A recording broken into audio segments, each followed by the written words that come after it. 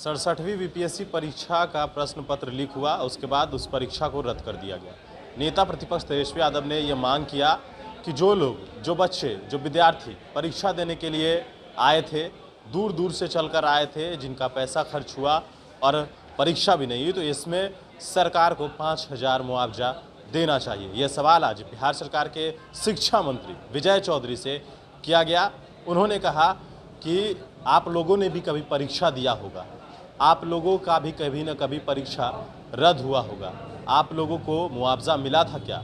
ये सवाल, ये जवाब उनका है। उन्होंने कहा कि जो ये मुआवजा देने की मांग कर रहे हैं, ये तो उनकी महानता है।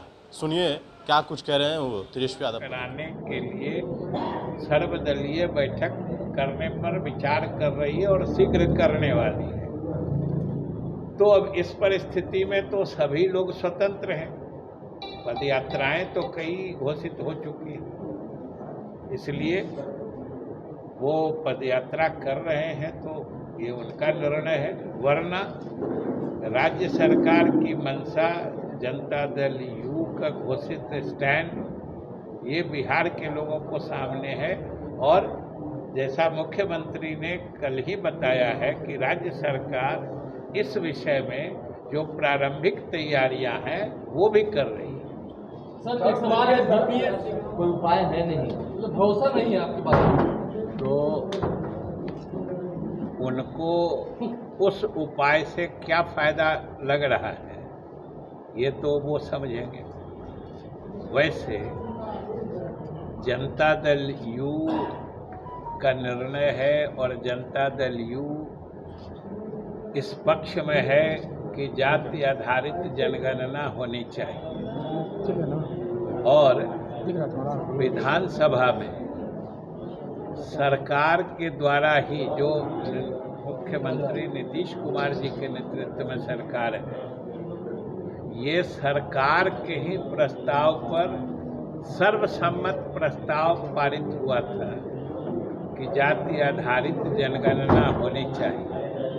क्योंकि संयोग से मैं विधानसभा का अध्यक्ष था, मेरे सामने की बात है कि सरकार की तरफ से प्रस्ताव आया था और जनता दल यू का भी घोषित स्टैंड है कि जाति आधारित जनगणना होनी चाहिए, जिससे कि सभी जातियों की सही आबादी, सही संख्या एक बार लोगों को स्पष्ट हो जानी चाहिए।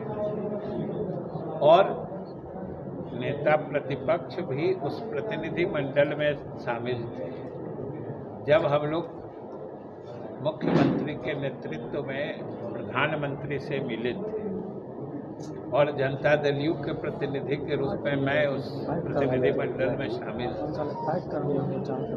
और मिलने के बाद जैसी सूचना आप ही लोगों के माध्यम से आई या केंद्र सरकार ने इस बार जाति आधारित जनगणना कराने में असमर्थता जाहिर की, उसके बाद मुख्यमंत्री के द्वारा भी इस बात को कही गई है और जनता दल यू ने भी स्पष्ट किया है और केंद्र सरकार के तरफ से भी ये बात आई कि राज्य सरकार स्वतंत्र है।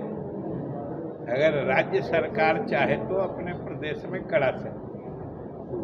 और मुख्यमंत्री ने इस दिशा में पहल भी प्रारंभ कर दी है और उन्होंने अभी कल ही जनता, मतलब जो जनता के दरबार में मुख्यमंत्री का कार्यक्रम होता है, उसमें उन्होंने कहा है कि राज्य सरकार अपने स्तर से बिहार में जाति आधारित जनगणना कराने के लिए सर्वदलीय बैठक न सिर्फ हुई है बल्कि सर्वदलीय प्रतिनिधि मंडल प्रधानमंत्री से भी मिलती नहीं हो रही है। ये क्यों कर रहे हैं? ये वही ऑल पार्टी मीटिंग की बात हम कर रहे हैं और ऑल पार्टी डेलीगेशन की ही बात हम कर रहे हैं। और ये सब लोग जानते हैं कि सर्वदलीय बैठक भी हुई और सर्वदलीय प्रतिनिधि मंडल भी प्रधानमंत्री से भी मिला, जिसमें सब लोग शामिल थे, सभी दल के नेता शामिल थे।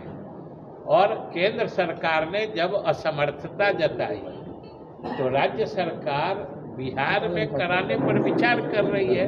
अब इस सिलसिले में भी सर्वदलीय बैठक बुलाने जाने की बात, इसमें क्या दिक्कत है? सर आपको ये लगता है कि बीपीएससी का जो पहली दफा पेपर लीक हुआ है उससे